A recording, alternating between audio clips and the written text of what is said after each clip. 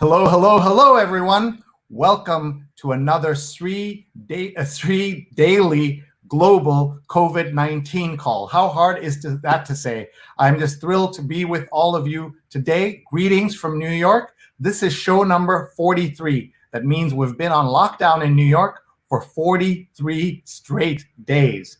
Please tag your friends right now. Find me on Facebook, find me on Twitter, find me on YouTube, find me on LinkedIn. We're live on all those platforms. And here's your chance to tag and bring your friends and invite them into this conversation. We have a fantastic show for you. It's Friday night, 8 p.m. Eastern time in New York. This is a time when many people would be getting ready to go out on the town, have some fun, go out for dinner, go to a movie, go on a date. So we thought this would be the perfect time for us to talk about those stories under COVID. So we're going to talk about love, dating, relationships, sex, what is happening. Elizabeth Bernstein's with us. She's at eBernsteinWSJ on Twitter. She's the relationships columnist at the Wall Street Journal. We're also joined by Justin Garcia, the Kinsey Institute. Yes, the Kinsey Institute. And he's executive director there. And you're going to meet them in just a minute. Before that, I want to tell you a little bit about all that we've had in this crazy week. And we want to thank our sponsors. Our sponsors are what make this show possible. So I want to thank them for being here with us. We have a new sponsor tonight, Thunder 11, a C-level communications boutique specializing in tech, healthcare, and public affairs. Thunder 11 offers big ideas and relentless execution for brand ID, PR, content creation, and leadership training. They won the 2019 Platinum PR Awards Boutique Firm of the Year. You've got to check them out at thunder11.com. Thunder11.com. Thank you so much to the team at Thunder 11 for supporting us. Check them out, folks, at thunder11.com. We also have a sponsor in the Girl Scouts of Greater New York. And help us donate 100,000 boxes of cookies to healthcare workers. Girl Scouts helping healthcare workers, 100,000 boxes. We can get your favorite workers can get their favorite cookies. Maybe it's a tag-along, maybe it's a Thin Mint, maybe it's a Samoa. They now even have that lemon flavor. All of that, you can help support Girl Scouts of Greater New York. Go to this link, bit.ly/gscookies1. gscookies1, bit.ly. You'll be doing three good things. You'll be supporting the Girl Scouts, you'll be supporting our great healthcare workers, and you'll be supporting this show. And this ad was not paid by the Girl Scouts, but by an anonymous third-party donor. And maybe you have something you would like to promote. Please do think about getting an ad on our show. The rates are very reasonable, and you can see we get a chance to connect with the world. And maybe you don't have anything particular you want to sell, but maybe you have a nonprofit you want to support, or maybe you want to do a marriage proposal on the air or a birthday greeting. Instead of just doing a Zoom birthday greeting, how about a greeting on this show? We're global right now, and we're so delighted that it is so. We're also in partnership now with scroll.in, one of India's greatest independent news and culture websites. Check out our work on scroll.in, and we're live on Facebook of scroll.in and on YouTube. And don't forget my YouTube account. Please subscribe right now on youtube.com/sreenet. And that way you will get alerts and you will know when we are on the internet. We've had an amazing week here and a very tragic week in America as we are talking about what's happening, plus so many developments.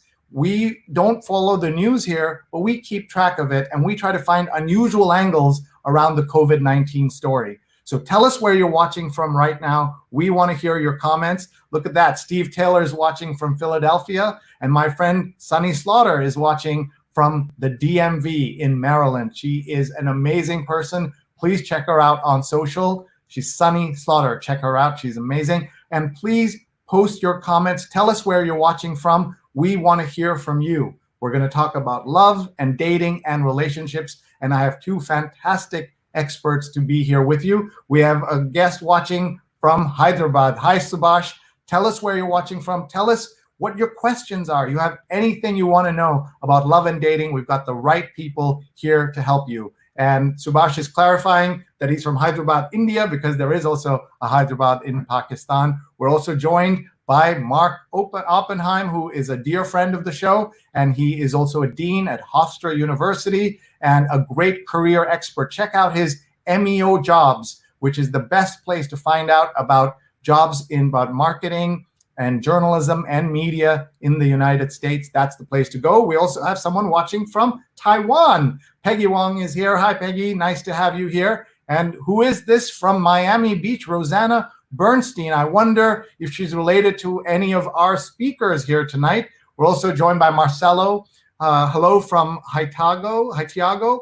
And Theta is watching. Theta says, watching from Jersey City and can't stop thinking, what will our teenagers do all summer? Hard to have a teen crush when you're locked inside. Not that dating is my first priority for my teen, but camp was supposed to happen. So many questions, but we have answers for you. So let me bring in our wonderful set of speakers who are going to give you great advice and take your questions from around the world. Tell us your questions, post them right now. And here we go. Hello, how are you? Hi. Thank you very much for being here. Elizabeth's in Florida and Justin's in Indiana. Is that right? Yeah, that's right. Thanks for having us. Oh, thank you for being here. We couldn't have picked two more interesting people, folks who are experts in the areas in which we've asked them to talk about. So first, let me introduce you to Elizabeth Ann Bernstein. She's at Bernstein WSJ. She has had more than a decade at the Wall Street Journal. She was a Bonds columnist. She's covered education, philanthropy, psychology, and religion, all areas in which personal relationships loom large. In her work, she has ranged far and wide, from exposing the backlash against excessive emailing of baby photos to a detailed or narrative reconstruction of a matricide. She has received awards from organizations including the New York chapter of the Society of Professional Journalists Deadline Club, the Education Writers of America, and the American Psychoanalytic Association. Welcome, Elizabeth. Thank you for being here. And let me tell you a little bit about Justin. And Justin is the executive director and research scientist and the Ruth N. Hall's associate professor of gender studies at the IU and the IU bicentennial professor. That's too many titles. Too many titles. He is an evolutionary biologist and sex researcher. He trained under Dr. David Sloan Wilson and then conducted a National Institutes of Health T32 postdoctoral research fellowship under former Kinsey Institute director, Dr. Julia Hyman.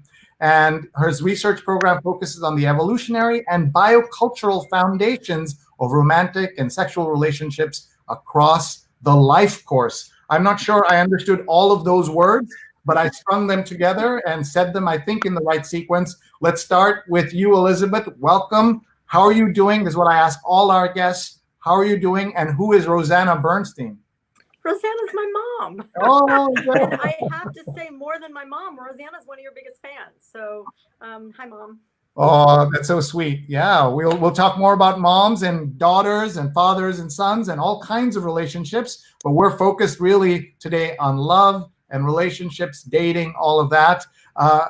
So, you know, when people hear you're the relationships columnist, it sounds like so much fun to be the relationships columnist. Is it? It is fun. It's a lot of fun. It's a topic I'm personally fascinated by for many, many years. So it's a lot of fun. It can be a little intense because you're helping people try to navigate something that's so important to them and sometimes is not that easy to navigate, but it is a lot of fun. Well, thank you. And remember, everybody, please share this with your friends and family. We had Elizabeth make sure that Rosanna is here.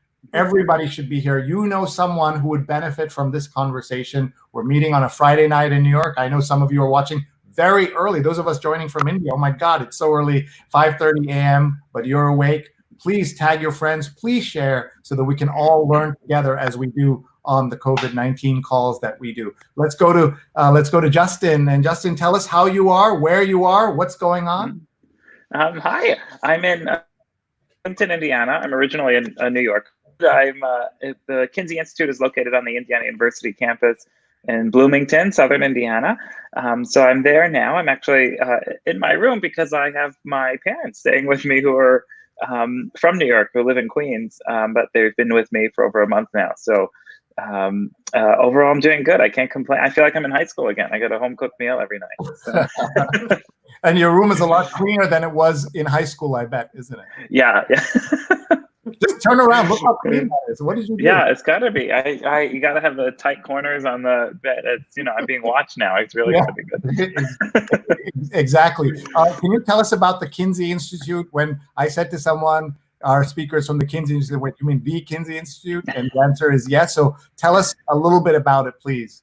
Sure. So the Kinsey Institute is the world's premier sex research institute with a focus on research on sex, gender, and reproduction, and particularly human sexuality. It's actually just last week was our 73rd anniversary. So for nearly 3/4 of a century, it's been a home for interdisciplinary sex research, particularly scientific approaches to sexuality. And in addition to that, we have over a dozen faculty who work on that. We also have a collection of art, artifacts, libraries, archives, and the Kinsey Institute Library and Special Collection is the largest collection of erotic material in the world, the largest research collection, arguably the second largest collection outside the Vatican, but because of the artwork. So it's it's really a research. Hold on. I gotta interrupt. Wait, just say that again. You have the second largest collection of erotic material for research, and number one is the Vatican? Yeah, so we have the largest research collection, but the largest total holdings is probably the Vatican, and partly because of the amount of artwork that they hold. So that's the claim. So continue, my friend. Mm-hmm. So we have we also have a humanities research program. People come from all over to use we have the archives of folks like Susan Johnson, of Alfred Kinsey himself was a zoologist at Indiana University. Initially, he studied gall wasps, and then he started teaching a course on marriage. And there were a lot of questions about sexuality. And he approached sexuality the same way he approached the rest of the world as a zoologist. And Kinsey and colleagues published 2 important books, and the first in 1948, Sexual Behavior of a Human Male, and then in 1953, Sexual Behavior of a Human Female. And it really was a taxonomy of human sexual diversity. And that's a tradition we keep today. We continue to do on sexual variation and people's sexual lives. And today we do a lot more on relationships as well. So we think about the relationship context of sex and sexuality. Why has that evolved in that way? You were saying that now you're doing more relationships. Why was there not as much relationship study before? Mm-hmm. Part of it is and that's actually quite a complicated question. So a lot of early folks, including Kinsey, including Sigmund Freud, a lot of people who are interested in behavioral sciences didn't take the notion of love seriously. In fact, many scoffed at it and would say, well, it's too soft and it's not clearly defined. What is this love thing that you want to study? And it's only in the last few years, I'm certain there are wonderful scientists. I'm thinking Elaine Hatfield, well-known psychologist, plenty of people who have studied love for decades. But in the last few years, there's been a resurgence, I think, in understanding it, particularly from a scientific perspective. And for us, the reason that as a sex researcher, we're interested in relationship contexts, and the current faculty is interested in intersections of love and sex and how sexuality plays out. My own work, I've studied hookup culture, I've studied sex and relationships, infidelity. So for me, it's this question of how these different contexts sex plays out differently, whether you're attached to the person or not, or you're by yourself, or you have multiple partners.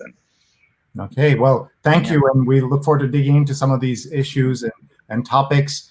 Folks, please tag your friends, share with them. This is a great chance to ask any questions you like. There's so much opportunity here. We're just going to go through some more of the comments that have come in. We told you we have guests from Taiwan. And Sunny says, I'm humbled, but you shouldn't be. You're so amazing. Avinash is watching from Washington, D.C. Paula Kiger is watching from Tallahassee, Florida. She does an amazing job producing my more professional shows. This is my sort of very amateur show where I'm doing the production and doing the switching and asking the questions. You've got to see our better shows that are done by Paula and others, including this Sunday, the 8:30 a.m. New York Times read-along, where we read the New York Times out loud like crazy people. And we have amazing guests, including New York Times writer Claudia Dreyfus is going to be here. 2 weeks ago, we had Harlan Coben, and we had Andrew Hacker. And this week, in this past week, we had Judge Rosemary Aquilina, who put away Larry Nassar in the sex abuse scandal of the USA Gymnastics. So that's a fantastic series, 8:30 to 10 a.m. Eastern every single Sunday. 5 years we've been doing that on Facebook, Twitter, YouTube, LinkedIn. That's what we're now doing, but it all started on Facebook Live. We've got so many people watching. Carla is watching from Florida.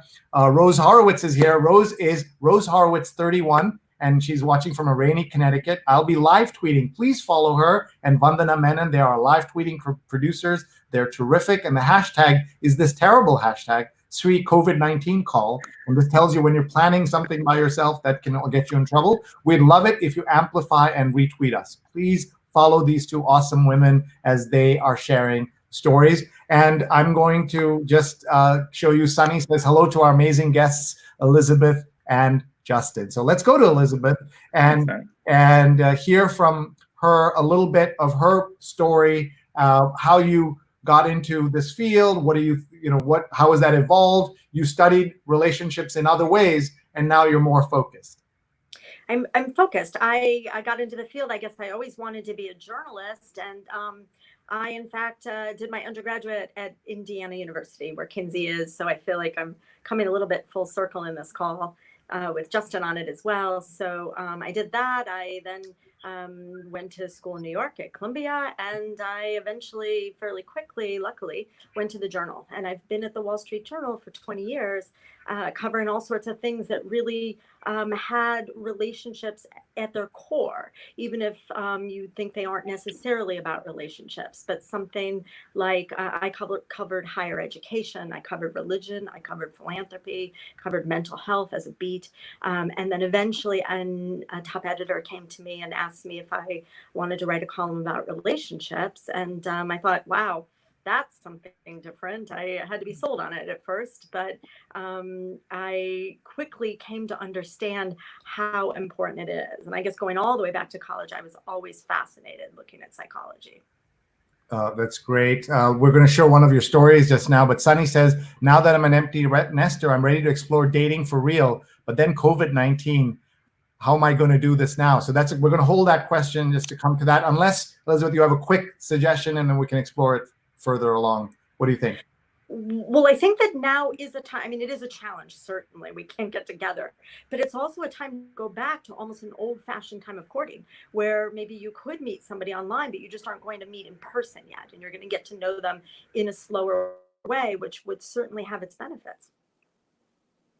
And here we're looking at the story that you wrote. It's called Sex in the Time of Coronavirus. Stress and fear are taking a toll on intimacy, but practicing mindful sex can help you better connect with your partner. Here's how. So tell us about the story, how you came to research it, how did you do the reporting on it, and what was the reaction to that? It was just this week, right?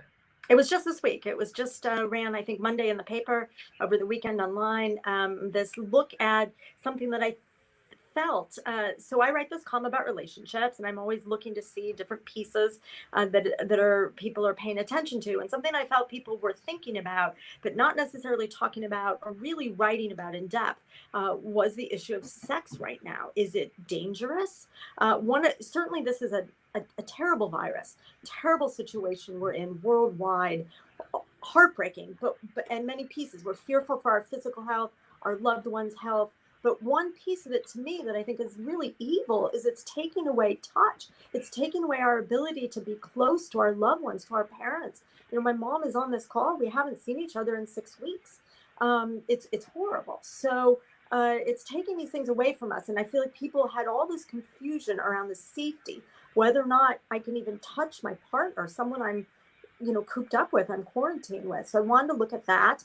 And how did I go about researching it? I called Justin. That was my first call because I followed Justin carefully. He's a researcher. He's running Kinsey. And I knew from being connected to him and his work and Kinsey's work that the Kinsey Institute was studying this right now. And they were surveying people. They have a big study out, looking at people at, sex in the time of COVID. So I wanted to ask him first, what is happening? What are they seeing? What are people saying? And then, looked at other, talk to other people, talk to some doctors, some MDs, whether it's safe, looking at that piece of it. And then I always, as part of my stories, talk to people, and I have anecdotes of regular people in them. So I wanted to reach out to a bunch of people too, readers and people that I, often query and see, what is going on. And so that's how I put this story together. That's great. Thank you. Justin, you had a chance to see the story, I'm sure. What is your reaction? Oh, I love it. And I think one of the many things I love about Elizabeth is she's always great at when we can talk about studies or work we're doing, and she'll remind me sometimes, okay, how do we communicate this to wider audiences? How do you have to, sometimes when we're in the middle of a study, we can have our head down and really thinking about in the details. And she's always very kind when she does it, but sometimes says, no, why does it matter? What's the big why? And I think in this case, it was one of those, on the one hand, it seemed obvious, right? Well, look what's going on. There's this pandemic. What's the effect on our romantic and sexual lives? And when Elizabeth called me, one of the things we were really thinking through was, well, what are the pieces that are salient to people's lives right now? So I love the piece, and it was also great to see some of my other friends, and I'm glad that her column's back. And I think highlighting some of the early data as well in terms of what's going on in our sexual lives, and we're just starting to record it. That's great. Elizabeth, your classmate Brandon Roth says hi. Great to see you. Miss you. You were both in Columbia Journalism School, where I taught for 20 years before I went on to become Chief Digital Officer of the Met and New York City, but loved my time at Columbia, and relationships were a big part of it, right? The connections you make in college and grad school really last a long time, don't they, Elizabeth? They last a very long time. They're very important. Yeah. So, by the way, Stony says, that's great. I'm over 50, so that's helpful. Thanks, Elizabeth. So you've already helped somebody. And I'm going to bring back both of you to show you one of the things that happens when you are dealing with this kind of situation and things are uncertain. People have lots of questions. So we're going to bring in the questions. So people, please keep typing up your questions. Tell us where you're watching from. We love hearing that. The guests love to see the global nature of this. And today we're also live on scroll.in, one of India's biggest, most important websites. Also, the founding editor is a Columbia Journalism School grad, Naresh Fernandez of class of 97. But here's a question that has come from Subhash, who says, sir, I like a girl. She's 22. I'm 19. What to do, please? Now, this is, there's not a lot of data to go here, but one of the things that we find with our viewers in India is that there isn't access to a lot of this kind of information. And so we're happy to help in any way we can, but let's go to our experts. And so this is a kind of question, maybe also the cultural difference, right? In America, this wouldn't be so surprising, but in India, it would be shocking for many people to think of a relationship where the ages are so-called inverted in this way. So let's go to the expert and ask Justin Garcia, Executive Director of the Kinsey Institute. Sure, happy to. Well, thanks, Subhash, for the question. The things we see, so I think there's two parts of your question that I noticed. One is that you like a woman who's a little bit older than you, marginally. One of the patterns that we do know is that cross-culturally, on average, in heterosexual relationships, men tend to be a little bit older than their female partners. But 3 years, I think, is just fine. So I think the question is what to do if you like this person. Well, what we do know from both our data in North America and around the world is the internet. So particularly apps and websites are becoming the most common way for people to connect. So that's how a lot of singles are meeting partners, particularly in the US, over 40% in the United States from our single data, the study that we do with Match.com. My colleague Helen Fisher and I do with Match. But in your case, you already know the person. So I think if there's someone that you like and you know her, the first thing to do is to interact, to get to know each other better, to all the evidence that we know about courtship. One of the things that often happens is people struggle with actually, particularly in your case, where you already know the person, struggle with really interacting with the person and asking them out. Now, you can't do that right now because we shouldn't be leaving our homes, but maybe ask them to have a phone chat or to do a FaceTime or a video chat. And in the absence of the ability to really do that courtship, to get to know each other, food sharing is good. Humans for millions of years engage in food sharing and courtships while we go for lunch or dinner with someone we like. But in this case, to try and do things like, hey, you want to have a cup of coffee over video chat, to try and do a date, even in the absence of the ability to do it in a regular way. Thank you. Thank you for that. Have you dealt a lot with international differences in these kinds of questions? Some of our studies look at data from around the world. So we did a study, for instance, a few years ago on romantic kissing using the human relation area file. So we do cross-cultural work. Interestingly, people take for granted that romantic kissing is erotic. And what we found in our study is that cross-culturally, only a little over 40% of societies engage in kissing in a romantic way or in a sexual way. And more often it's mothers pre-chewing food for babies. So we're the unusual ones that engage, that make this sexual. In fact, in one interview, an Aboriginal woman said, why would you want to spit in someone else's mouth and then think that it's intimate? So there's, we do some cross-cultural variation, and some of my other colleagues at Kinsey at the Institute, Virginia Vitzman is an anthropologist, and Amanda Gesselman is a psychologist. They've collected data from around the globe, looking at everything from contraceptive use to people's sexual lives. So just depends on the study. Folks, if you're just joining us, my name is Sree Sreenivasan. I'm the Marshall Loeb Visiting Professor of Digital Innovation at Stony Brook School of Journalism, and this is my daily global COVID-19 conversation, brought to you in part by scroll.in, one of India's biggest websites. And we are live today with Elizabeth Bernstein, Wall Street Journal relationships editor, and Justin Garcia, the executive director of the Kinsey Institute at Indiana University. Elizabeth, hearing these questions so far, well, what are you thinking? What are you reflecting on right now? I'm thinking about how many people out there, relationships don't stop. And we're still very concerned. I guess relationships are our most important thing right now, especially during this time. And so whether you're looking for somebody, whether you're with somebody you are just having, a very nice quarantine with, whether you're with somebody you want to murder right now, they don't stop. And so I'm thinking about how much we're still trying to connect, how important that is, and how do we do this in this time. And I think that there's a lot of challenges. It's much harder, but I think in some ways we're getting the space to slow down and think about it and talk about it. It's a luxury. I'm hoping that there is a small silver lining in that too, in the reconnection with all our relationships. Thank you. We've got lots of comments coming in. Tim Sohn is watching from Pennsylvania. Tim is a terrific social media consultant. We've got people watching from so many different places. It's just so great to see everyone's thoughts and telling us where they are. So please continue to tag your friends. Freddie's watching, says hello, Elizabeth from Eastern Long Island. So somebody you know. And Joe Appio is hello from Cumming, Georgia. Janie is watching from Nashville. And let's see here. Akruti is watching from Buffalo, New York.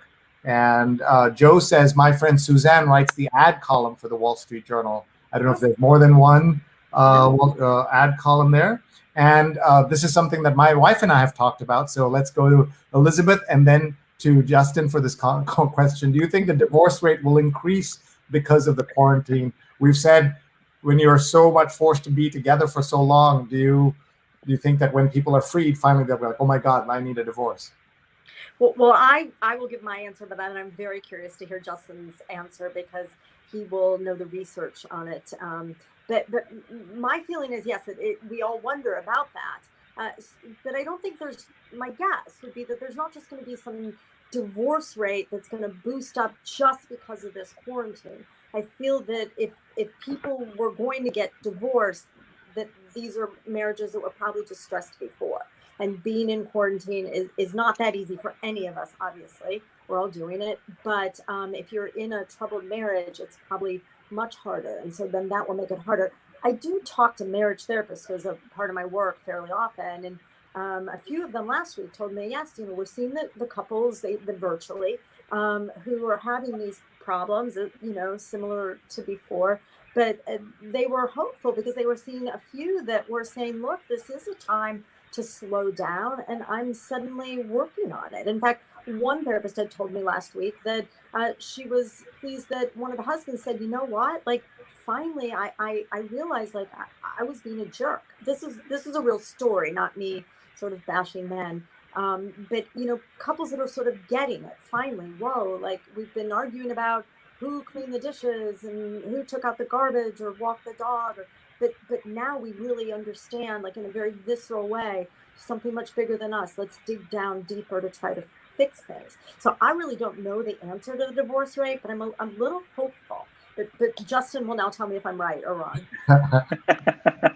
I think it's so these are great questions. I think it's the very reason why we do the research, is why we've launched these studies. So we at the Kinsey Institute, we're doing a series of studies on the impact of COVID-19 on people's mental health and their romantic relationships, their sexual relationships, and colleagues of ours around the world doing these. So when it comes to relationship stability and divorce, I do think it's actually kind of complicated. There are some people, exactly as Elizabeth said, I totally agree with her. I think there are some people that if their relationship was in distress to begin with, this can really push things over the edge, right? You're sort of in isolation together. Those things that were bothering you about the person, they become unrelenting now. You see them and notice them all day long. You can't get really away from them. But what we see is some of our early data from our sex and relationship study, and also some early data from a wonderful study by colleagues of mine, Rhonda Balzerini and Rich Slatcher. What they're finding in their study as well is that overall, people are reporting problems in their intimate lives, or I shouldn't say problems. It's not as exciting as you might think. So early on, people thought, oh, everyone's going to be at home. They're going to have a ton of sex, and you're going to cuddle with your partner all night. It's going to be great. The reality is that for a lot of people, there is that's happening, but people are stressed. The world feels like it's on fire. So our nervous system goes into a state of threat response. We go into a state of stress and anxiety. It's how our body and our brain is responding to the threat in the environment. And what that means is it can be pretty hard to engage in kind of healthy social interactions. It could be hard to really be intimate with your partner. And I don't mean that as a euphemism for sex. I mean it really hard to connect with your partner when you're worried about what's going on in the world around you. So to the core question, do we think divorce is going to go up or down? I don't know. I think it depends on the people. We have to look at the subcategories. And what the other study, what they found is that overall people were reporting reductions in relationship satisfaction, but there's a subset of people that appear to be using this time really let their relationship flourish.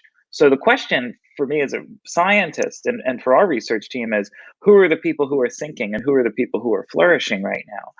Because we know both is happening. There are going to be people after this who are we're going to see divorces, but there are also going to be people after this that feel closer to their partner than ever before. So how do we identify who's in those groups? And then there'll be other people that, from now that they'll say nothing changed. So how are you on one path or the other? Those become empirical questions that we have to test. But I agree with Elizabeth. Okay, so we're having this great conversation with some terrific questions that have come in, some comments. I just want to remind everybody what we're doing here. We are having a conversation about love and relationships and dating, and we have a terrific set of speakers here today. Your chance to ask them anything, and we want you to participate and ask. And we're so grateful to Scroll.in, one of India's biggest, most important independent news websites, for hosting us. And we're live on their Facebook and we're live on their YouTube. They have more than 1 million followers on those platforms. And so we're so glad to be there. And we're so delighted to have Elizabeth Bernstein. She's at eBernsteinWSJ on Twitter. She's a relationships columnist at the Wall Street Journal. And Justin Garcia, who is the executive director of the Kinsey Institute at Indiana University. He's at Kinsey Institute. And we've got to get him on his own personal Twitter and get him tweeting away. He's too busy doing actual work, right? You don't have time for this tweeting stuff because you're too busy doing the research and the work. We're also brought to you today by the Girl Scouts of Greater New York, who are raising money to give cookies, 100,000 boxes of cookies to the healthcare workers in New York. And you can make a donation if you found any of the show interesting. Please, even a few dollars makes a difference. Go to this link, bit.ly/gscookies1, bit.ly/gscookies1. Make a donation. The money goes to the Girl Scouts to then go to the healthcare workers. And I'm going to ask our speakers what their favorite Girl Scout cookies are in a minute. And we're also brought to you by Thunder 11, a C-level communications boutique handling. It's specializing in tech, healthcare, and public affairs. Thunder 11 offers big ideas and relentless execution for brand ID, PR, content creation, and leadership training. Check out thunder11.com at thunder11.com. Cookies favorite, go, Justin, and then Elizabeth, go. Oh my gosh, favorite cookies? I like a plain sugar cookie. I'm a simple animal. What about Girl Scout cookies? Yeah, I forget, what are they called? What are they, just the plain? I don't know. Elizabeth, go. Elizabeth, can you hear me? Elizabeth, can you hear him? I can't hear you, Sree. Oh, I'm sorry. Let's see. We may be having some tech trouble. Sometimes that happens. She'll just dial back in. If that, we'll get her back, I'm sure. For Justin, let's talk a little bit about some of the questions that have come in. And sure. Let's see here. Elizabeth's classmate Brandon says, "Great to see you covering so many interesting angles." Akansha Das is watching from Chhattisgarh, which is in India. Joe says, "We're too stressed with our children homeschooling and teleworking all day to think of relations." Go ahead. Mm-hmm. Yeah, Joe, for asking that. So one of the things that we've been interested in is, early on, everyone says, "Oh, is everyone going to be on these online dating sites and the apps and the websites?" So one of my other roles is I'm a scientific advisor to Match, the largest relationship company. This question is, is everyone going to be on these apps and websites? And exactly as Joe said, the missing piece of that narrative was, what about people with kids right now who their lives they're doing everything. They're being parent as they were before. They're being teacher. They're perhaps taking on domestic duties that they didn't have previously. That's a huge item. Even thinking my own colleagues, those that have kids at home now, they're trying to manage the curriculum. And then just, we had a business meeting the other day, and my one colleague's daughter just walked in the back of the room. And it's a different strategy. I think, so your question of, how do you think of relations? Exactly. Those are the things that become stressors for some people. And they're exactly the kind of things we want to ask about in our studies, looking at sex and relationships. So are people thinking about them? I think they're living in them, whether they're in the same house or it's long distance. But for some people, the relationships become a source of support. And for other people, they become a source of additional stress. And those become the things we're trying to untangle. Thank you, Justin. Here's a question that's come in from Kangsha, who said yesterday, broke up from a 6-month relationship as we were feeling distress because we haven't met for 2 months. And he says, should I try to patch it up? Oh, gosh. So I think the question is, if I'm just thinking we need Elizabeth for this one, for the advice. But if we're just thinking from the science perspective, we're actually, my colleague Amanda and I are doing a study now on relationship breakups, on dissolution. And if we think of the question of why you broke up, so is the question really because it's you couldn't see each other for 2 months? If that's the only limiting issue, then I would say, well, maybe it's worth considering what were all the positive things in the relationship, because the whole world is experiencing this. It's not like if you can't see them, you can see someone else, and if your partner can't see you, they can see someone else. If that becomes the issue, but we do know, what your question brings up an issue. We do know, for instance, that touch is important in relationships. Even people who are in relationships. We did a study last year, 2 years ago now, on 1,000 coupled Americans, 1,000 people in the US who are in a long-term relationship. And a full third of them, 34.4% to be exact, said that they are not touched enough by their romantic partner. So when you say you haven't seen your partner in 2 months, I think about what are the things that you're missing then. And part of it is the physical contact. Maybe it's sexual activity. Maybe it's holding hands. Maybe it's cuddling up on the couch. We know that touch is really important for a lot of people in relationships. And right now is a time that many people aren't getting it. But I would say that if that was the only relationship problem is the distance, it might be worth patching it up, and seeing what's going to happen to the whole world as we're all distant. However, it could be that that was an indicator of other relationship problems. And often when people have other problems in a relationship, we seize one item and then we say, okay, this is really the issue. The issue is that we haven't seen each other in 2 months. But maybe it's really that you were fighting 3 times a week, right? And I don't know, we don't know how to put your relationship, but those become the things to weigh. And based on what we know in the academic literature on relationship maintenance and stability, and ultimately relationship satisfaction. Well, that's very, very good way of thinking about this. And you're giving transcontinental advice. I don't know if you yes. were expecting to Perfect. We wish you the very best. Good luck in your relationships, present and future. And maybe they're all the same thing. Maybe you'll check in with us and let us know. Folks, if you're watching and you have a suggestion for a future guest, a future topic, maybe self-nominate yourself too, please write to me, sree@sree.net, sree@sree.net. Sree@sree.net is my email address. We'd love to be in touch. Please follow me on Twitter. Please connect with me on YouTube and get my alerts so that when I'm on Twitter, I'm on our shows, you can see that. And also please follow our great guest, Bernstein, WSJ, who's going to join us in a second, and at Kinsey Institute. And let me just ask you, you just don't have the time, is that right? Why you're not on Twitter? So partly I joke, partly it's time, and partly it's that I have low impulse control. So it's my own way. The Institute's one is filtered through our wonderful communications officer. But no, I think it's time. I think it's finally time for, you publicly shamed me. It's time for me Exactly. Elizabeth, there was a relationship question that was asked about somebody who has been, who just broke up yesterday. And the reason was that they're not seeing each other in 2 months, so the partner broke up. So the question was, should this person try to patch it up? So I feel like this is one of those dating shows where you've not heard the Newlywed Game, where you've not heard Justin's answer, and now we're going to see what your answer is. Oh, this is a tough act to follow, Justin. My answer, should you reach out without knowing anything about the relationship? Yes, because if it's a relationship and somebody you care about, I'm always an advocate of saying what you mean and trying to say it, communicate, say what you need to say. It's a cliche, but why let it go just because you're scared or of saying that? At least if you do reach out, you do try to repair it, or at least explain yourself. Then whether it works or not, if it works, that would be wonderful, and it may. But if it doesn't, you did everything, and you didn't do it. You didn't let it go because of your pride or embarrassment. Those would be horrible reasons to let a relationship go. Thank you. A great answer, and I think you both did great on that. Let's see.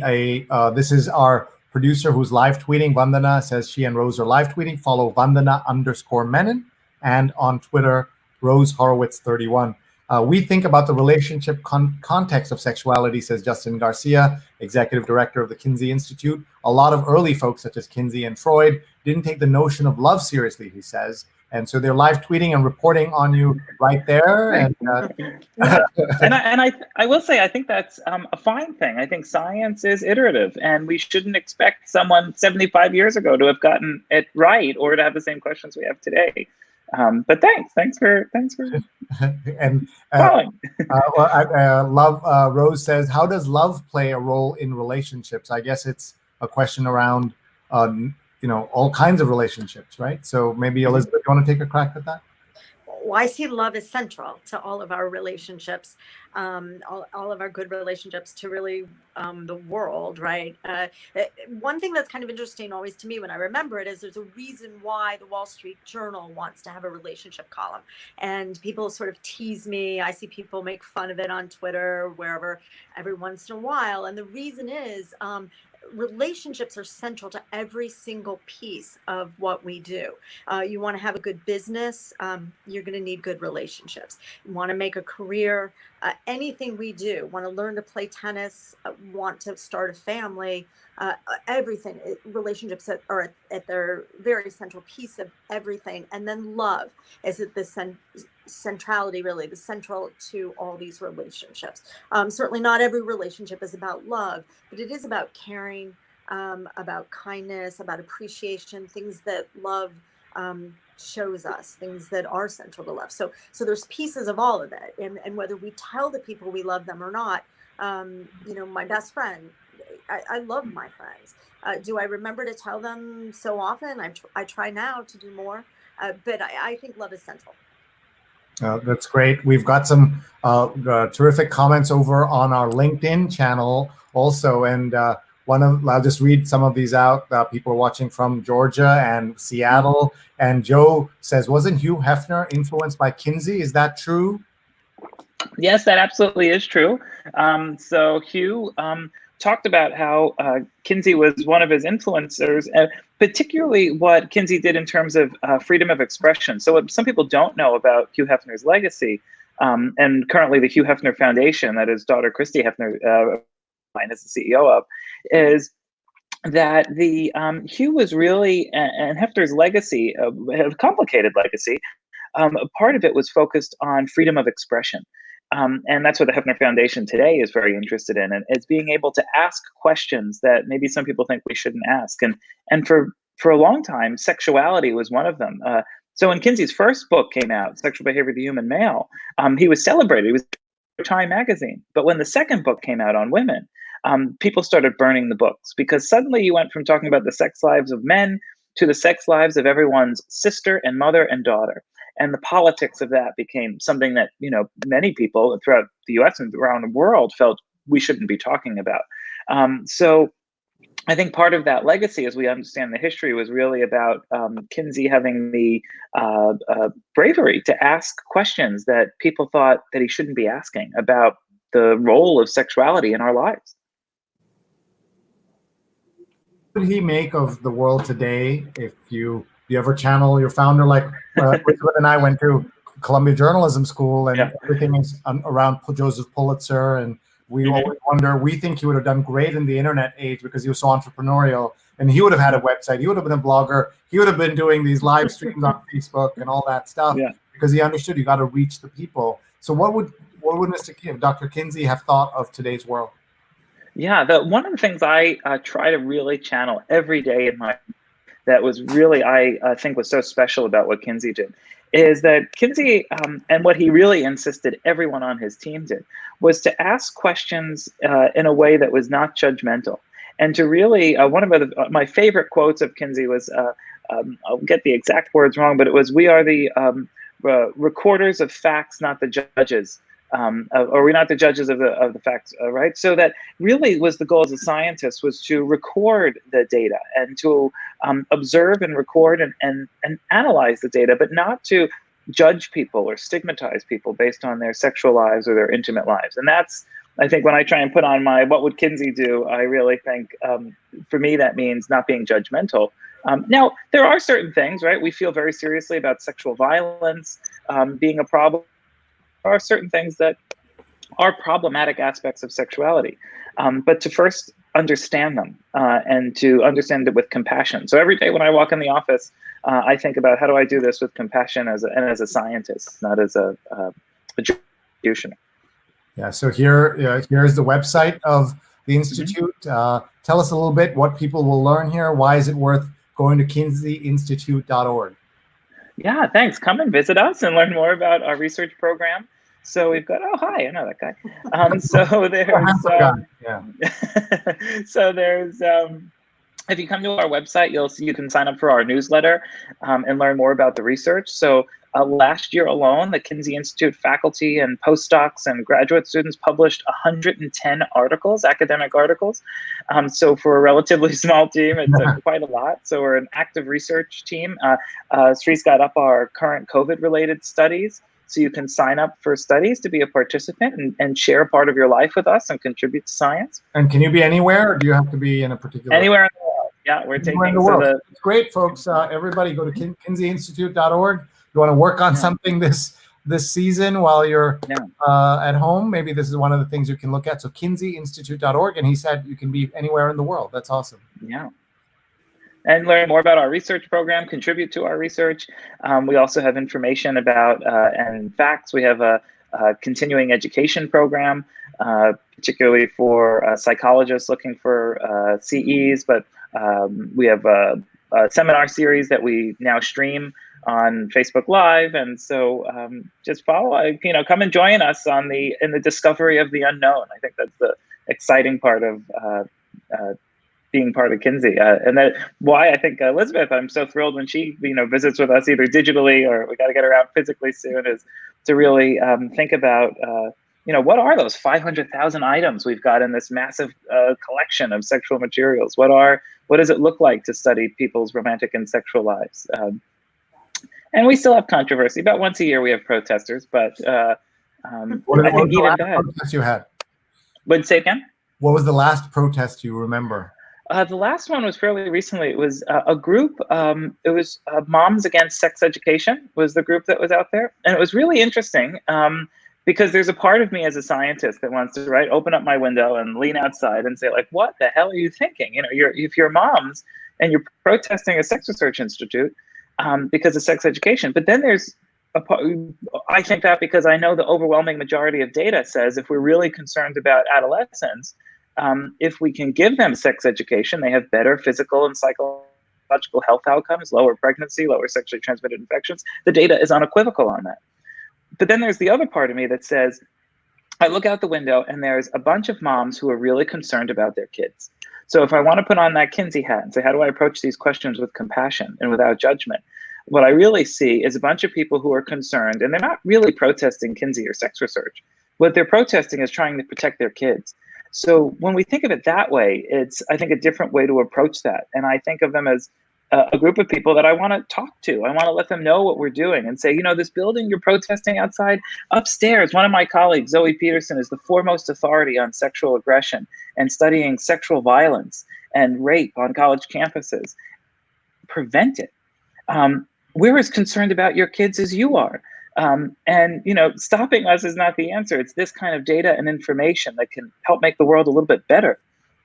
So, yeah, well, this is such an interesting time to be having this conversation because people are all kind of looking for more information about all kinds of things, right? And we have also so much discussion around science and the value of science and medicine and how that fits into the world. And one of the things that we're always looking for is how do you balance values and tradition and knowledge and where things are going. We're learning all of that. Would you mind both of you staying for an extra 10 minutes or so, because we've got so many questions and comments, unless you have a dinner or a date or anything like that. We'd love for you all to stay. Please tag your friends right now. Please hit share. Meet these great experts. Please get more information.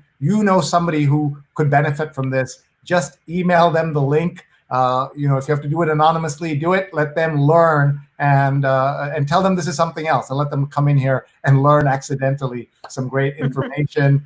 We are so pleased to have both Elizabeth Bernstein, she's at eBernsteinWSJ from the Wall Street Journal, and Justin Garcia, who is with the Kinsey Institute at Kinsey Institute. And we're live on Mind Networks, but we're also much more importantly live on scroll.in, this amazing network of one of the largest independent news and culture sites in India. All right, so here's a question for you. We'll go to Elizabeth. The journalist Neil Strauss at the New York Times, used to write about culture, pop music critic, and then he wrote The Game about the secret society of pickup artists. Would love your thoughts. About pickup artists. I guess. I mean, I'm not sure exactly what the question is and explain, because there may be people watching who don't know what that is. So you can explain that. I'm not so sure I know what the question is, but pickup artists. I can reflect on that for a second. Neil was this pop music critic writing for the New York Times, long-time journalist, and then he surfaces with this book where he, I think, tried to be a pickup artist and talk about the game, as they called it. So a lot of people were surprised about that. Sure. So I think there's talk. It reminds me also of the rules, right? So this idea that men have to sort of be predators, women have to step back, not be delicate, not express any kind of interest in relationship, in connection, in sex. So I think these are sort of notions that I would like to push aside. And back to what I was saying before, to one of the callers or one of the people who wrote in, who wanted to, should I reach out to this relationship from before? I'm a firm believer in communication. It's what my column is about, that we need to try to be open. We need to try to be a little bit more transparent with the people that we care about, or the people we're even trying to get to know. That's how we build firm relationships, and that's how we're going to build anything of worth, really. So that's what I would say to that. Okay, Justin, you have a thought on that? Yeah, I totally agree with Elizabeth. I think the and the literature, the academic literature, and work. I'm thinking of my colleague John Gottman's work, who's a well-known relationship therapist, John and Julie Gottman. And what one of the problems I see with when we think of the sort of pickup artist genre as it is, I think it's great for people to think about things like building their confidence and how to approach someone, and even having tips, especially science-backed tips on how to try engage in dating, or to approach someone, or to get their contact information, or to try and build a relationship. Courtship is messy. It has always been messy. It's been messy for millions of years. It's messy for every sexually reproducing species on this planet. And but my problem with a lot of the pickup artist language is that it's so focused on deception, on trying to make people think you're something, as opposed to exactly what Elizabeth just said. Communicating who you really are and what you really want. And that's the part that I'm never an advocate of any type of relationship interaction that involves any kind of deception, in part because we know it's the death of a relationship. There is nothing that'll burn a relationship to the ground as much as lack of trust with another partner. And by encouraging people to start their relationships, to start the courtship process in a way that's deceptive, it just seems to me like it's counter to all the things that people really want in their relationships, from we've talked to the people that are in our studies. That what we know is people want a genuine connection, love, intimacy. I've argued in my next book project is exactly on this evolution of that intimate drive over millions of years. That's a cornerstone of humanity. And I think that to suggest that we should put on a show to try and attract a partner and maintain that show and dupe them, I find problematic. I'm not saying that's what all pickup artists do, but I find too many tend to be in that arena. You be careful. You're going to have those pickup artists protesting. Oh, I'm going to get hate. I know. What did I just do? Oh, gosh. So I'm not on Twitter. Yeah, exactly. This is why you're not. Folks, we're going to do, we've got so many questions and comments coming in. They've kindly agreed to stay a little longer on a Friday night. This is a big date night in New York. Whether you're in a relationship or you're looking for a relationship, a lot of times when we go out, and that's why we thought we would have this conversation tonight. Just one of the many, many ways in which life has changed and will continue to change as we go out of this, and whenever we go out of this. Let's look at some more of the comments here. Vandana says there's been a 95% increase in child pornography viewership in India since the lockdown began, which is super disturbing. Why do you think that is? And I don't know if either of you have. It's a Vice study. They put the report link in the Facebook comments, so I don't know if you know anything about it. And if we don't, we can move on. But it is very disturbing to think that that's possible. Pramod Kumar says Stony Brook is #1. Just love it. My daughter spent 7 years there. She did her medical school, residency, and was attending there. Stay safe. Thank you. Yeah. And Joe tells us his friend Suzanne Verniza is the longtime Wall Street Journal advertising columnist. Yes, I know her. Yeah, and Arnab says hello. Joe says, Elizabeth, part of the sexual attraction involved being a part of for 11 hours a day. It's hard to get in the romantic mood when we're constantly taking care of the house, dog, teleworking, children's virtual learning. We're probably working harder now than ever before, so sex is not in the equation. Help. And I think he also had a great other comment here. 1 second. I've got to pull that up because it was a great Joe comment. He said something like, "Oh yeah, loungewear, bad haircuts, and old T-shirts are not sexy." No, they're not. No, they're just not, Joe. You're right. They're just not sexy. And this is where we have to work a little harder. You're right. So, did you want me to talk, Sree? Yes, please. We need to work a little harder at this, all of us. So, one thought is to, certainly we hear about date nights, and we can have them in our homes, even, once we put the kids to sleep, but then get dressed up.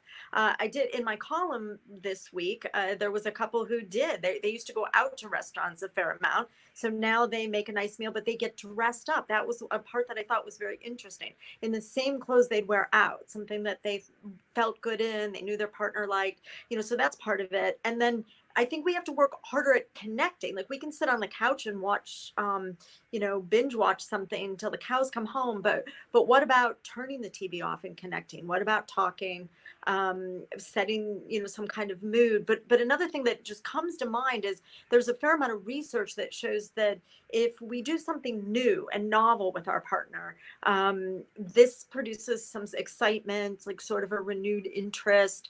We almost, so if we're out in the world, of course, we could go do something new. We could go to a different neighborhood for dinner. We could try a hobby. But there's some things we could do, I could think of, indoors. And I'm not talking about sex. I'm talking about, what if we tried some board game, or we watch some different kind of movie or a documentary.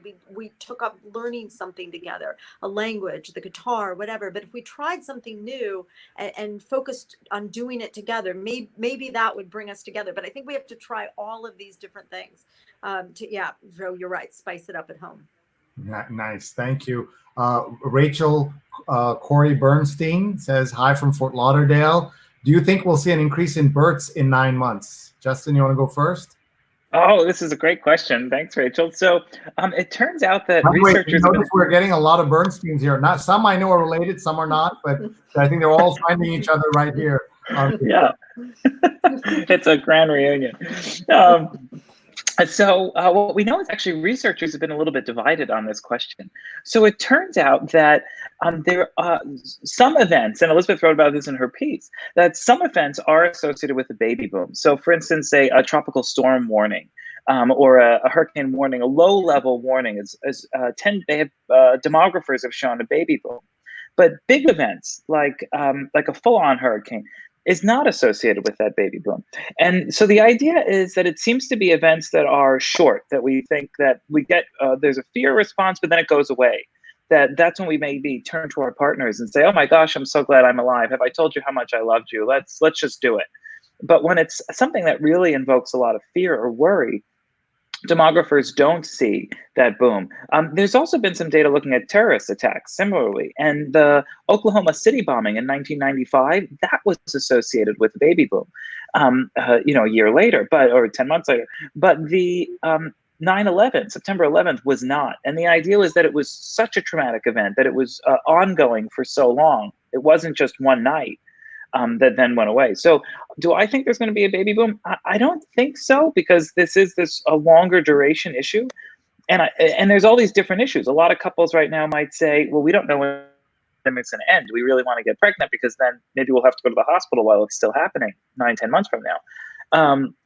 And then, so there's all these competing issues. On the other hand, couples could be running out of contraceptives at home. So there's all these different competing factors to ask that question. But I think I'm going to put my money on probably not, but I could be wrong. One of my favorite photos of the early part of this crisis was a guy in a shopping cart, and the caption said, everybody's like trying to get hand sanitizers and Clorox wipes, and this guy had like 10 boxes of condoms and like coconut oil. And they said, like, this is the guy who's planning a quarantine to remember, Here I am getting other stuff. This guy is getting this stuff. He knows what he's doing. And we have a little bit of data on that. So in the study that Elizabeth talked about in her piece, so our sex and relationships in the time of COVID-19. So it's my colleagues, it's with me, my colleague Justin LaMiller, Amanda Gesselman, and Kristen Mark.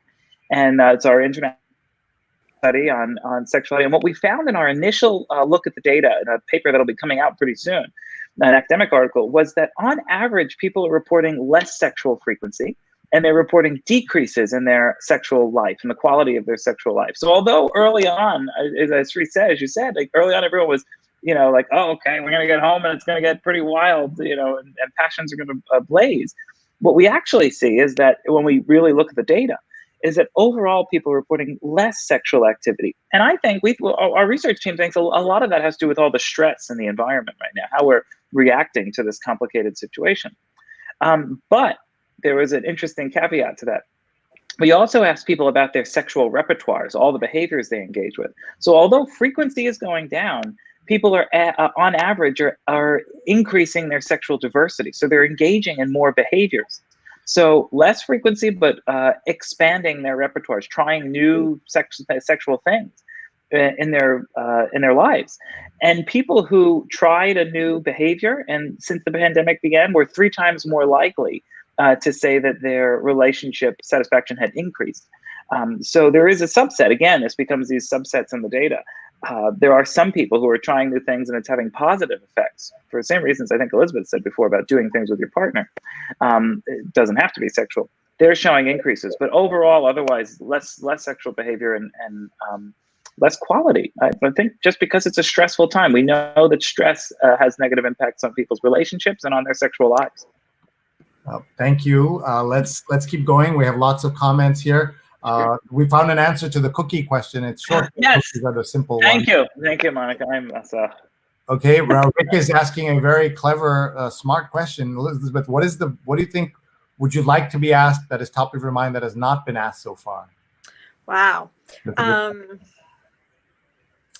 Oh, I have to think about that for 1 sec. Okay. I guess I always want to know about the sort of stories that I'm thinking about, the things that I'm trying to track. I don't know, maybe Justin too is always tracking the behavior. I'd like to know how couples are, just managing their emotions together. That's a big one for me. Like, how do you regulate your emotions? How do you discuss fear? So I guess it's a very broad question that I have. How do we manage our emotions when we're both very stressed, we're both fearful, maybe we're angry, but how do we manage that all together as 2 different people? So go ahead. Do you have a thought on that, Justin? Oh, that's a great question. I want to know. I'm like, you're both waiting. As well. Yeah. I'm waiting for Justin's answer. That's a good one. We need to know. I think one of the things that is also worth noting is that one of the more sobering parts of what people are experiencing in their intimate lives is that a lot of crisis networks have reported increases in the number of calls they're experiencing related to things like domestic violence. So it's, I think, and I speak for my own work, sometimes we'll think about sexual behavior and relationships and are people cuddling, and it's important to also think about there are some people who are really in a bad situation, and a time like this can make that situation a lot worse. So there are things people can do. So if you're looking, for instance, for resources because you're in a relationship that's characterized by abuse or violence, a lot of web browsers have an option that you can go incognito and kind of look for help where someone can't search your history. A lot of these types of resources are for domestic violence are still working. These people are amazing. A lot are volunteers. A lot are still taking calls and trying to connect people with resources. I know the one in my own community is really doing a lot of hard work. So there's that part too that I think it's important that we remember that there are some people who really are in a tough situation right now. Thank you. Let's. By the way, here's a nice comment. Akanksha, who we helped before and gave some answers to, says thank you to both of you. So that's great. You help people across the world. Joe says Twitter is not for the meek or the impulsive. I don't know if you're either of those, but maybe I'm probably both. Not me. And like President Trump, someone says. And Joe is still talking about how hard it is. He says homework sometimes get done by 10 p.m. Work calls now occur during dinner time. There's no time as everything is melded together with no clear slots. And Mara says, is this new pandemic world, what will this mean for the younger generation? So let's go to Elizabeth to get her thoughts on that. How are you seeing the Gen Z, the millennials? How are they reacting to all this? I want to come to that, but I want to go back to what Joe just said. quickly, I had a friend tell me recently, you know what, this goes back to the, we can't get the kids to bed, everything done till 10. Friend of mine who was in a similar situation with his wife and kids at home said, you know what, we started to have matinees. So they're sneaking off in the middle of the day when the kids are occupied, and they call it their matinee. So just a quick idea for Joe there. Back to the kids then. How do we, the kids are having a hard time. This is, I think the little ones, I, think will probably get through this. In fact, I think maybe some of the younger children may be really enjoying having their parents at home right now. They're getting more attention than they get from busy parents who are shuffling them back and forth to school and activities, and they're doing their own work.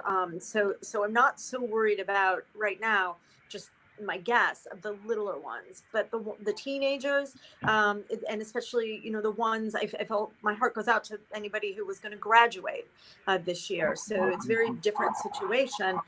If you're home and you're used to, your newfound freedom as a teenager. And certainly that's when friends become super important to you in college. And so these are, I would maybe talk to parents and say, if I can speak to parents out there, pay attention to this. It's not, they may not be just bratty teenagers if they're acting up. They're really struggling with this. And to what Justin was saying, teenage years is, those are years when problems with depression, problems with anxiety, issues come up. And so I think that as adults, we should be paying attention to that in case a kid's in his room, he or she may be struggling with a lot more than just quarantine. It may be very hard. So we don't know yet what's going to happen with this generation, but I feel that we need to pay attention with eyes wide open now to support them, because this is a really unique situation they're coming of age in, and it's tough. Yeah, it's really the situation for a lot of people is hard. We have two 17-year-olds, and locking them down in an apartment in New York City, not so easy as you can imagine. Look at this. People are tagging their friends. We love it when you do that. Thank you. Even if we're almost done, they can watch the replay, because the replay will start right after we're done. So please share this with your friends. It's great. London is still tweeting and sharing what you're saying. Nitin says he agrees with you. Lots of people are commenting and saying hello. We love that. And then look, you're getting free consulting, Justin. The comment here is the sign up for the Kinsey newsletter should be on the top of the page. So okay, there you go. We're gonna do it. Yeah. Thank you, Rick. And Rick also asked that good question, as you remember before. Yeah. My friend Harpal Singh is watching. Good to see you. Nice to see your show. Thank you so much. That's great. Joe says, Sree, you joke about the guy in the comic buying coconut oil. Today I found myself getting excited about finding Clorox wipes and sanitizer at Publix. Welcome to the new normal. And my pal Andrew Lee is here. Talk a little bit, if you can, Elizabeth, and both of you, about relationships between friends, and how do we cement them at a time like this, where you find it very difficult to do so. When we're just talking about platonic friends or just friends. I don't know if that's the right even use of the terms, but Andrew's my best friend. We talk a lot about work. We're not the kind of guys to kind of call and ask, how are you feeling? What's going on? And Andrew also, Elizabeth. So sure. And I know his wife. Yeah, May. That's right. Yeah. May. Yeah. So your thoughts, Elizabeth? Well, I think that it's different, and the answer may be different for men and women, because as you're saying, men aren't so quick to call up and say, wow, I'm having a really hard day. I cried in the shower today. Women might, but maybe to try to keep some sense of your relationship before. I think the key is to stay connected. So if we want to keep checking in on our friends, we need to notice a pattern. If I talk to somebody every day or every other day and suddenly I'm not hearing from that person, I want to check in and make sure. I myself try not to assume that it's about me if I don't hear. I try to assume that that person might be hurting, something's going on with him or her, and so I should check in. And then say, guys, if you're not used to opening up about your feelings, but you could still do something similar. You could have a beer on Zoom. You could, if you always joked, if you talked about books or whatever it is you talk about, sports, you could still get together. Sports is a little harder right now. but you could get together and have the same kinds of conversations. But I would still encourage, anybody, even somebody who's very uncomfortable talking about feelings, to just check in. Hey, how are you doing? And just let the other person, if they say fine, I don't, you get the sense I don't want to talk, fine. I also just always encourage people to open up, to be a little bit more open about their feelings. And again, as we're talking, this is a really tough time.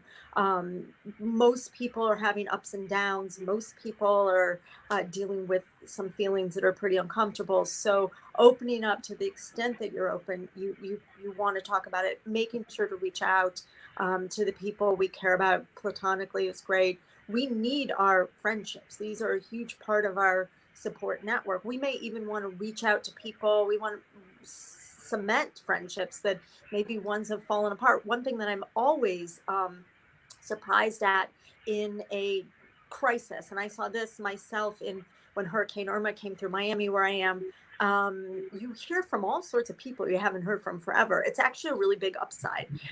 So we may want to form more friendships or become closer to others, but to keep our friendships in mind is very important right now. And you have to work at it, right? That's what I tell my kids. We just have to work at it. Yeah, you have to work. And yes. I'm also telling people, don't forget to thank your mentors. Like, they're also an important relationship. And this is a time when, of course, mentors are older for most part, and there are reverse mentoring relationships, but check on them. And I said that on one of my shows, and then somebody said, "Are you still alive?" They tweeted me. Yeah, I'm getting up there. So I'm going to ask you both some advice. I was going to have my 50th birthday. I'm still planning to have my 50th birthday in October. And one of the things we did for the first time, we planned ahead. I don't plan very much because you saw how late I sent you the information about tonight, but I planned a year in advance. We planned a party and all of that. And now, it's all torn asunder. I don't think there will be mass gatherings in October yet, at least not in New York City. And what was your suggestion for not just me, but the people missing their bar mitzvahs, missing their graduations, missing Father's Day, Mother's Day? How do we get through this? Justin, to take it away. Oh, sure. So I think I want to echo what Elizabeth just said, is that, and one of the things we've been doing on the research side is often if we talk about social distancing, we'll put it in scare quotes. And the reason is we really try and use the language of physical distancing. And this is a time more than ever that we need our social relationships. We need our friends and our families, our loved ones around us. We need that social support more than ever. The literature on loneliness and isolation, it is associated with negative health outcomes, with mortality, with morbidity. So we can't feel isolated. We have to feel connected to others.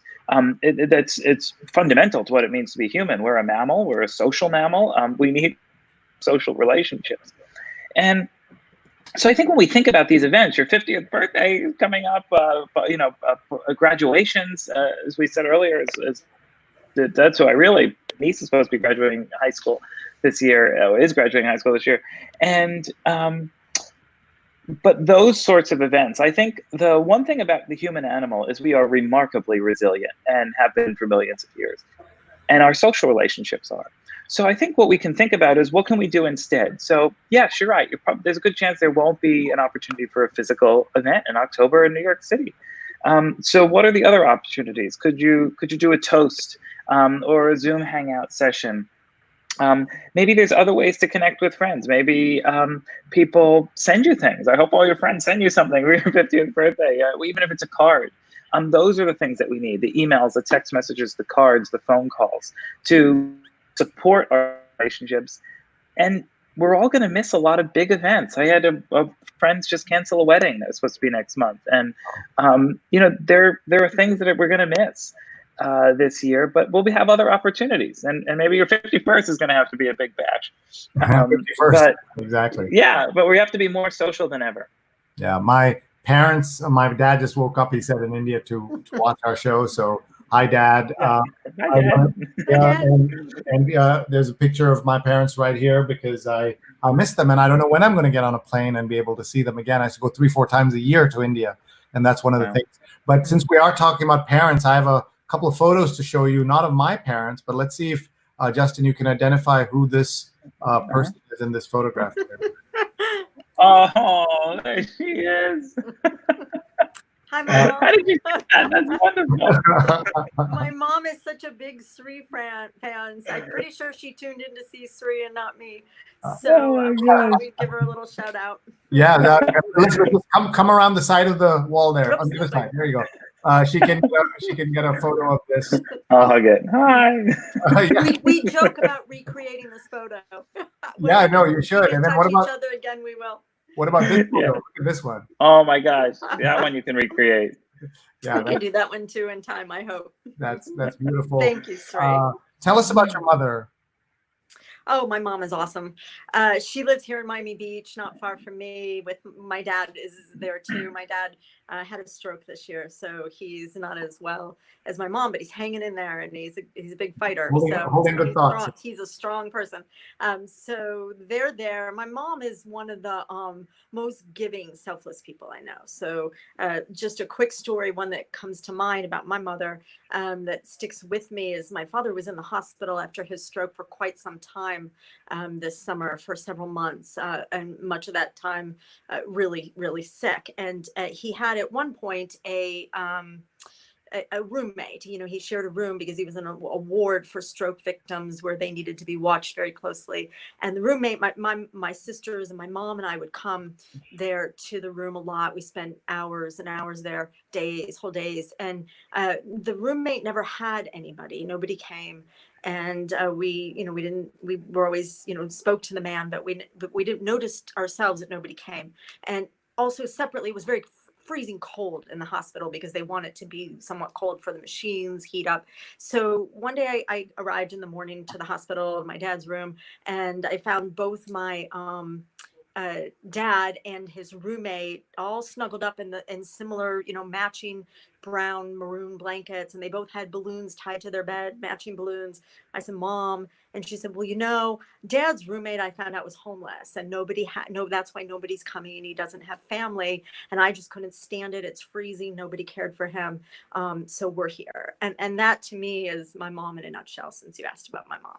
Oh, that's so special. I'm going to let Justin give a shout out to anyone he likes in his family.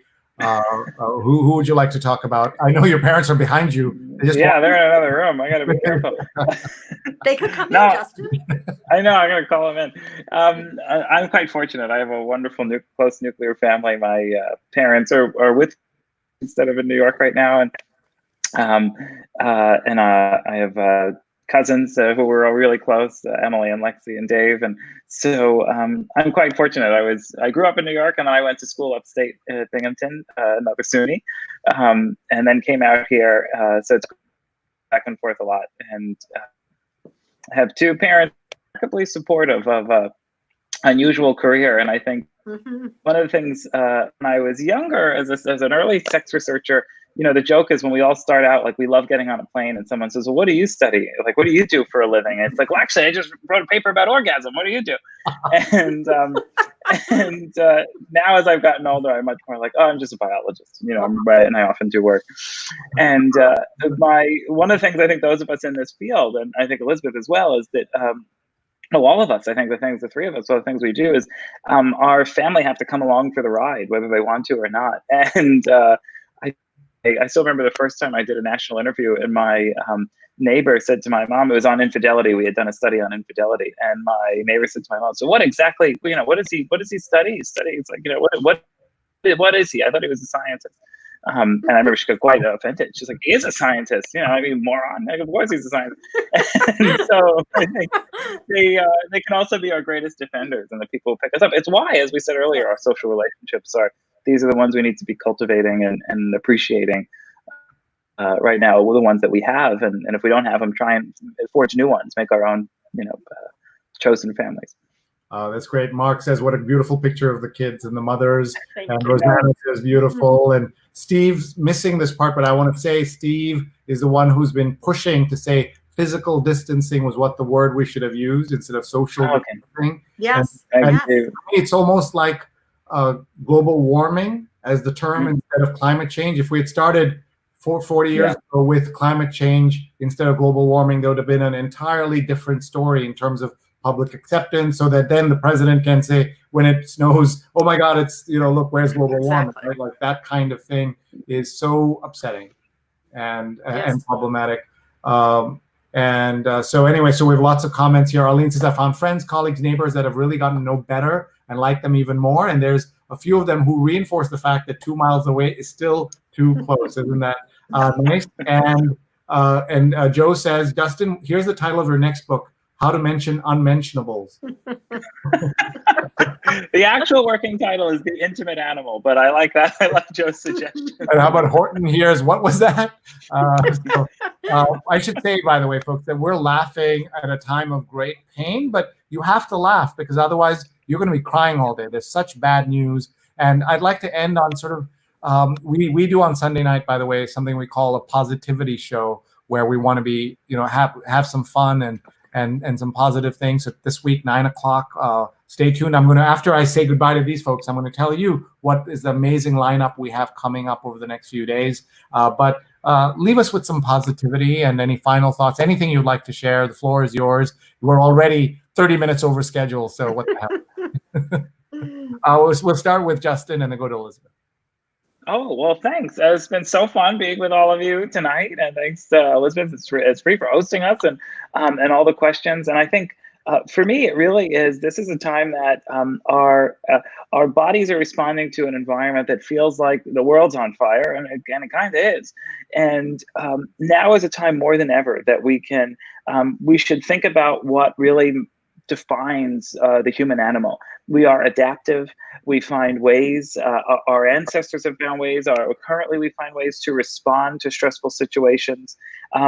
Overall, populations are going to make it through this. It's a stressful time. It's going to be, continue to be, but we can leverage our close relationships. We can and should be having fun and talking to people.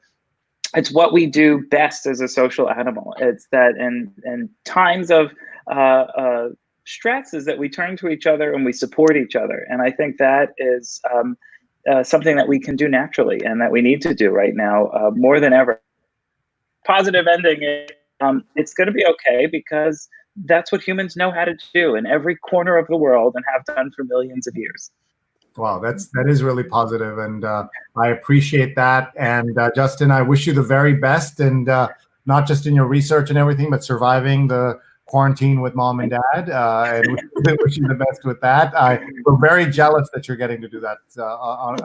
When we're family far away, it's. I'm fortunate. Yeah. So good luck, and I hope you'll come back when your book is out, and you'll. I'd love to. Questions and we. By the way, I'd also I was going to write to you after, but what the heck, we can talk here.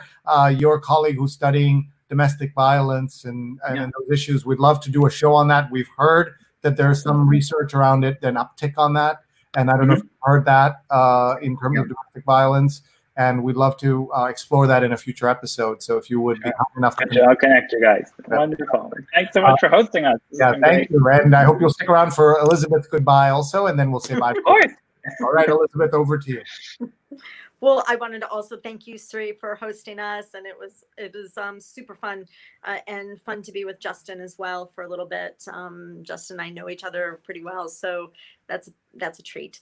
About the positivity, I think we have so few silver linings right now, but we have some, and I think we shouldn't lose sight of that.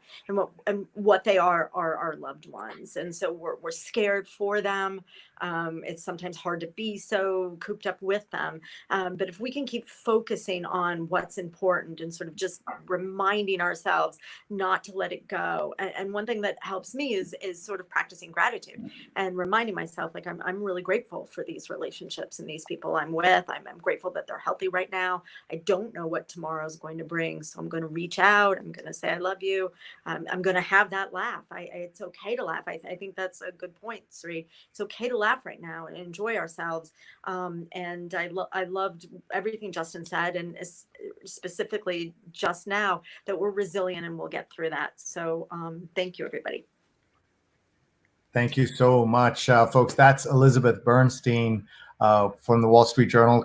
She's a relationships columnist, and someone will hear that say that's so lucky, like somebody says about another grad school friend of mine, Asim Chabra, who's a film critic, and says, you're so lucky you get to do that. There's no luck. You worked really hard, and you proved that there is a relationships, that you've been studying relationships for 20 years in other ways, and that's how this all kind of came to fruition in your column, and you're able to do that. But there is obviously luck involved in a lot of things we do, but it takes expertise, hard work, pushing through to make that possible. Let's look at some final comments before we say goodbye. Ashok says thank you to you both. And Freddie says, great interlude this evening. I thoroughly enjoyed your program. All three of you are enlightening. Freddie, thank you so much. And who else? Hilda says, thanks for a night free of COVID-19 and some good laughs. Hilda in South Florida. She is amazing. Hilda, thank you for being there. And Janae says, Elizabeth, love seeing you and very interesting discussion. Thank you all. Folks, we have a show every day, and we'd love to see you all back. Also, please check out our Sunday New York Times read along, this time with Claudia Dreyfus, the great New York Times writer. She has some amazing stories. You're going to be blown away. 8:30 a.m. I'll just reintroduce them one more time. One of the funny things that you'll see in my show, I always reintroduce the speaker at the end, and people say, why do you do that? Because people are joining us at the end, and we want them to know who they just missed so that they'll watch the replay. And we have a big viewership on the replay, as you can guess. So our guests have been from the Kinsey Institute. Our guests have been our friends here, as you can see on the screen. Elizabeth Bernstein, thank you for being here, Wall Street Journal relationships columnist. And we also have with us Justin Garcia, who's executive director of the Kinsey Institute. And this is in partnership with Scroll.in, one of India's best websites for news, culture, and commentary. So I'm going to let them go. I'm going to do some housekeeping and just chat for a little bit. And we'll see you guys soon. Thank you very much, Elizabeth. Thank you, Justin. What a great evening. Thank you. Bye-bye. Great to be with you. Thanks. Bye. Thanks very much.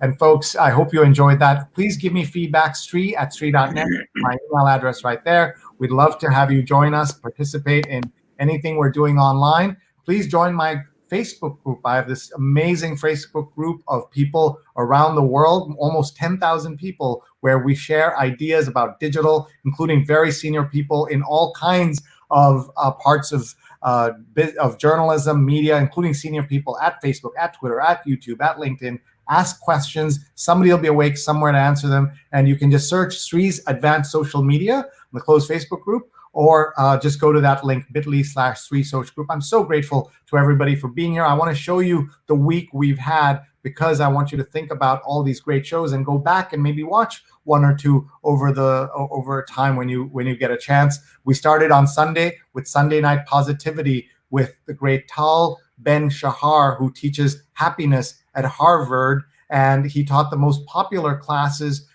in Harvard history, 2 of them, and it's about positivity, and he runs the Happiness Academy it's called the Happiness Studies Academy. So follow him. He's terrific. On Monday, we had a terrific Twitter tutorial. I've been saying to everybody, work on something, folks, work on something. Here's your chance. Because you have some time, work on it. And so we had Marcy Alberher, who's at Hey Marcy, and Susan McPherson, who's Susan MCP1. And we had a great conversation and lots of Twitter tips that you'll find helpful. So check that out. We, on Tuesday, had 2 doctors. Unbelievable evening. This doctor in Germany was awake at 1 a.m. when we did this show, because we were on at 7 p.m. Eastern. And Scott Chudnoff, who was in Stanford, he's the OBGYN chair. We talked about that question about, will there be more babies, as we asked Justin and Elizabeth. That was great. So check out Dr. Bernadette Atagang. She's Dr. Atagang and Scott Chudnoff. Check them out. And then on Wednesday, incredible daytime conversation with Ambassador Richard Varma, who's former U.S. ambassador to the U.S. ambassador to India. And he just did a fantastic job putting in context what's happening and where all of this is going. You know about the immigration ban that started, and several people have made the point. Just because Trump calls it temporary or a pause doesn't mean that's the plan or that's what it'll be. Don't reflect the government rhetoric on this. we should be very, very careful as journalists when we're covering this. And then I had on Thursday, one of my life highlight days, because it was quite crazy. We started in the morning with this amazing salute to Stratford-upon-Avon in England to celebrate the 456th birthday of one William Shakespeare. And we organized this conversation. Look at all these great organizations. We had Shakespeare Birthplace Trust, Royal Shakespeare Company, the house where he was born, the church where he's buried, the vicar from there came on the show. You can find this all in my archives, my youtube.com/sreenet archives. You will really see an amazing show. The local newspaper reporter was there. We had the school where he went to school. The building is 600 years old. I mean, incredible stuff like that. That was at 6 in the morning. We did that live. And the best part of that, what I'm most proud of for that show, was we had the idea on Monday at 9 a.m. and we went live on Thursday at 6 a.m. So 72 hours, we were able to pull that together. That's not a tribute to me or my team. That's a tribute to those leaders at all those institutions, especially the Shakespeare Birthplace Trust. And so if you have a topic or a conversation you would like to take virtual, or you'd like to have your own show like this, my team does this. We produce it for you. We can white label the whole thing. No one will know I have anything to do with it, but we can make you look really good. Maybe you're an institution, you're a center that wants to get more out there. You're already doing events, planning to do events. Don't do Zoom calls, because Zoom calls are boring. You've seen what we're doing here. We're bringing in the comments from around the world. We're connecting you on Facebook, on Twitter, on YouTube, on LinkedIn, all of those platforms at the same time. We do this show in part so that you can see what we can do here. One of you says that we missed something, but you did miss it. You can watch this again. Renee Edelman, thank you so much for watching. We're so grateful for your support and love of everything we do. Rose says, great talk. Thank you, Elizabeth, Justin, and Sree. I'll sign up for that newsletter. So we hope Justin will be able to move. We'll see how powerful he is. Can he move that newsletter to the top of that page? We'll find out. And then Rosanna Bernstein says, very good show. I was touched. The producer in me says, rats, I should have thought of a way of bringing her onto the show and connecting her with Elizabeth. That would have been the better producer. But this is where I'm doing this all by myself. It's kind of a high wire act. When you see the Sunday show, we have 4 producers we pay to do that. It's a different order of quality on the show. So if you want to get a show like this, or just have your event seen by more people around the world, get in touch with me, Sree at sree.net. We'd love to talk to you. We're working with amazing universities around the world. I'm hosting a weekly show from Hong Kong University, and we're just doing a lot of fun things. I'm learning so much doing this. And then you have to see the show. It's called TikTok under COVID-19. And we had the social media manager of the International Federation of the Red Cross and Red Crescent Societies and the senior campaigns manager. They had on TikTok, they had 15,000 followers 3 months ago. And then they started doing COVID-19 TikTok.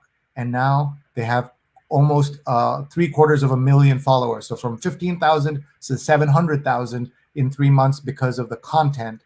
And that shows you that all kinds of stories about relationships or love and dating. Those are all kinds of things that you can do on TikTok, new ways of learning. And we encourage you to think about these. And that's why we do the show, trying to find as many interesting angles to the things we're trying to show as well. So let me tell you what's coming up. I have some great shows coming up. Tomorrow we have a surprise at 5 p.m. Surprise meaning we're still working out who's coming. So we had a cancellation, something had to move. So 5 p.m. I'm calling it big surprise because it'll be a surprise to me when we have a show at 5 o'clock. But please tune in at 5 o'clock tomorrow Eastern time. I also have my weekly spin-off show from this on WBAI Radio in New York, a helpful, hopeful COVID-19 call-in show. And you've not experienced New York or life till you've been a host on a radio show in New York with a call-in for 2 hours and the kinds of calls we get. Tomorrow, we're super excited. The comptroller of New York is going to be here. The kind of chief financial officer of New York City is going to be here on that program, WBAI.org, 99.5 FM in New York City.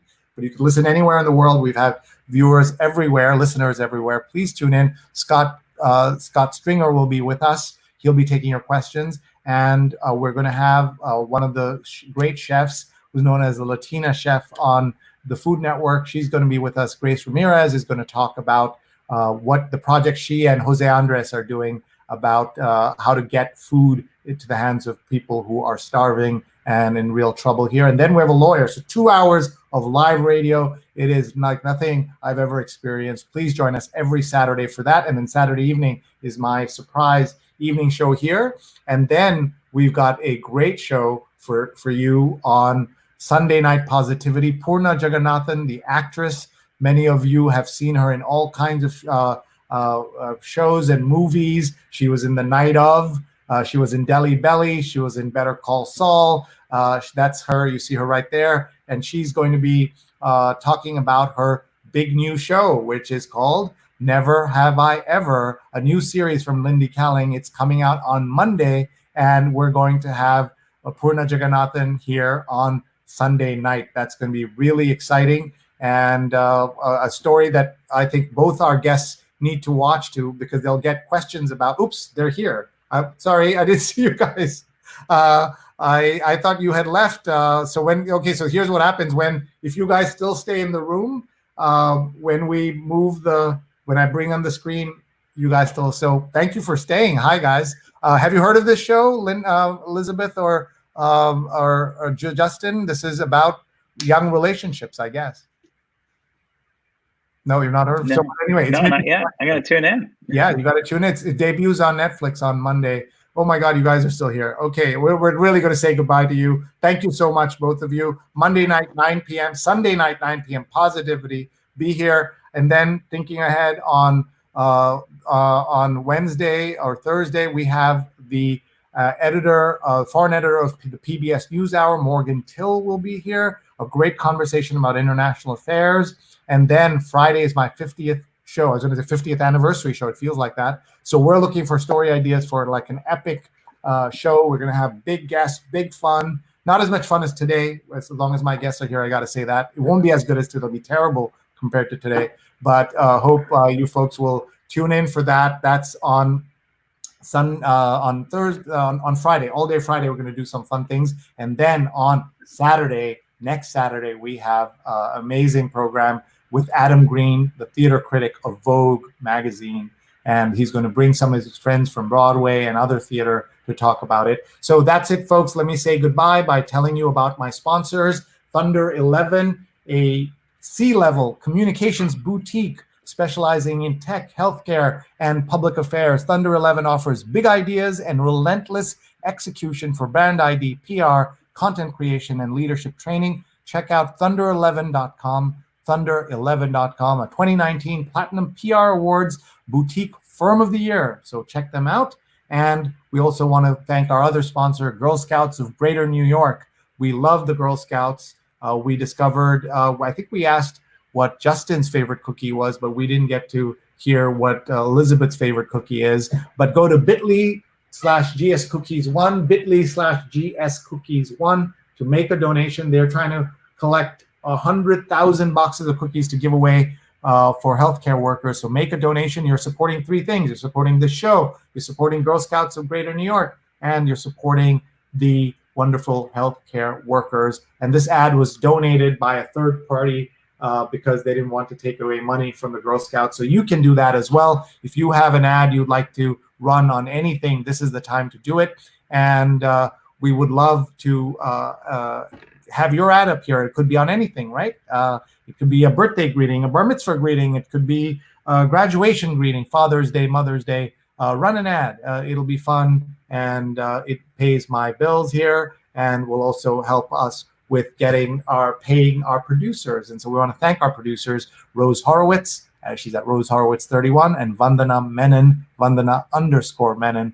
Thank you so much, everybody, for watching. I hope you learned something. I hope you laughed a little. I hope you learned a lot. And we hope to see you on one of our shows. Please check out my YouTube. It's youtube.com/sreenet. And the other thing we're also promoting is this particular, where is it? This is my QR code for WhatsApp. It's not a WhatsApp group where you have your racist relatives. Instead, it's a WhatsApp group where it's not a group. You just get an alert when I go live, so that you know when my shows are, and you get early alerts on programming and all the shows we're doing. So just use your phone and catch the QR code, and that way you will know when I am live. Somebody apologized for not watching one of my shows, and I said, are you kidding? Nobody's watching all these shows. I'm barely watching all these shows, and I'm in them. My wife, who only knows what I'm doing because I'm yelling in the living room, she's joined us here. I don't know if she thinks she's camera ready or not. She doesn't want to be on camera, but I want to say to my wife, thank you for letting me do all this. I love you. You're awesome. You're fantastic. You're awesome. You're great. You're the best. Okay, give me your hand at least. You can put your hand is camera ready. Hold on. Her hand is camera ready. And we love you. And thank you for letting us do this stuff. We help a lot of people, as you know, and we can only do it because of the support of our family and the people who tolerate all this. So I'm saying goodnight. She's trying to give me the hook here. And she's basically come out to say, wait, you're still doing this? It has been 2 hours since I logged on. I kicked everybody out at 7:51 p.m. It is now 9:51 p.m. I got to go. You got to go. Thank you very much, everybody. And thank you very much to Scroll.in. Check them out on Twitter, on Facebook, on YouTube. They have more than 2 million signups for all their shows, and all their content online. One of India's most important, largest cultural and independent news websites. Check them out. Thank you very much, everybody. We'll see you soon. We really appreciate your time and your interest. Bye-bye.